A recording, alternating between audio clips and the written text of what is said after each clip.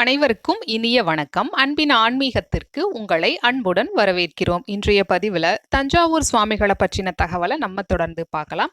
தஞ்சாவூர் சுவாமிகள் யாரு அப்படின்னா, கணக்கன்பட்டி சுவாமிகளோட சிஷ்யர் தான் தஞ்சாவூர் சுவாமிகள்.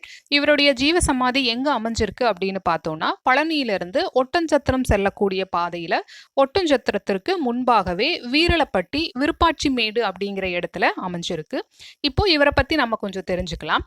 சோழ தேசம் பெரிய ஆவுடையாரோட ஆசியால தஞ்சை மண்ணில உத்திரட்டாதி நட்சத்திரத்துல உதிச்சிருக்காரு. விநாயக பெருமான் மேல் உள்ள அதீத பக்தியினால யோக நிலையை உணர்ந்திருக்காரு.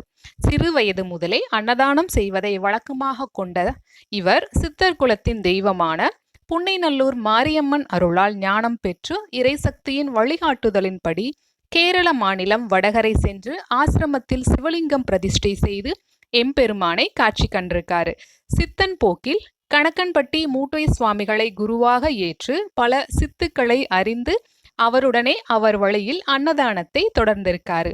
அன்று தஞ்சாவூர் சுவாமிகளின் திருக்கரங்களால் இயற்றப்பட்ட அன்னதானம் இன்று வரை மிகவும் சிறப்பாக நடைபெற்று கொண்டிருக்கிறது. பெரிய ஆவுடையாரின் கிருபையை அறிந்த கணக்கன்பட்டி மூட்டை சுவாமிகள் பெருசு என்று தஞ்சாவூர் சுவாமிகளை செல்லமாக அழைப்பார். மேலும் பழனி சாக்கடை சித்தர் ஜீவசமாதியின் ஆலய பணிகளையும் அன்னதான நிகழ்வையும் ஏற்படுத்தியிருக்காரு. காலத்தின் கட்டளைப்படி பழனியின் வடக்கே மானூர் கிராமத்தில் சண்முக நதி கரையோரத்தில் ஸ்ரீ தெய்வநாயக சுவாமிகள் ஆலயத்தை அடைஞ்சிருக்காரு.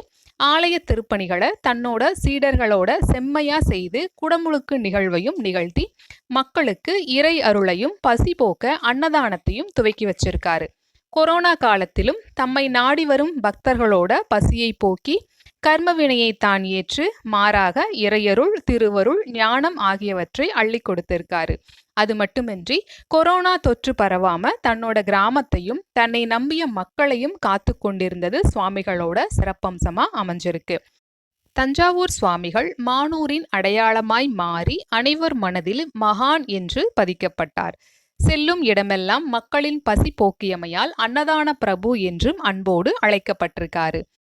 சுவாமிகளோட சக்தி அகிலம் அறிய ஆரம்பித்துவிட்ட நிலையில பக்தியோட இறுதியான முக்தி நேரம் வந்தமையால மார்கழி மாதம் உத்திரட்டாதி நட்சத்திரத்துல ஜீவசமாதி அடைஞ்சிருக்காரு. பழனி அருகே வீரலப்பட்டியில ஜீவசமாதி ஆலயத்துல அன்னதான பிரபு ஸ்ரீ தஞ்சாவூர் சுவாமிகள் பக்தர்களின் பசி போக்கி தங்களின் நேர்மையான கேள்விகளுக்கு வாழ்க வளமுடன் நேர்மையாக என்ற தாரக மந்திரத்தின் மூலமாக விடையளித்து கொண்டிருக்கிறார். தஞ்சாவூர் சுவாமிகள் பிறந்ததும் முக்தி அடைந்ததும் உத்திரட்டாதி நட்சத்திரத்துல. அவர் முக்தி அடைந்தது மார்கழி மாதம் உத்திரட்டாதி நட்சத்திரத்துல. இந்த வீடியோ பதிவு செய்யப்பட்டது அவருடைய குரு பூஜைக்கு சுமார் 2 தினங்களுக்கு பின்பாக.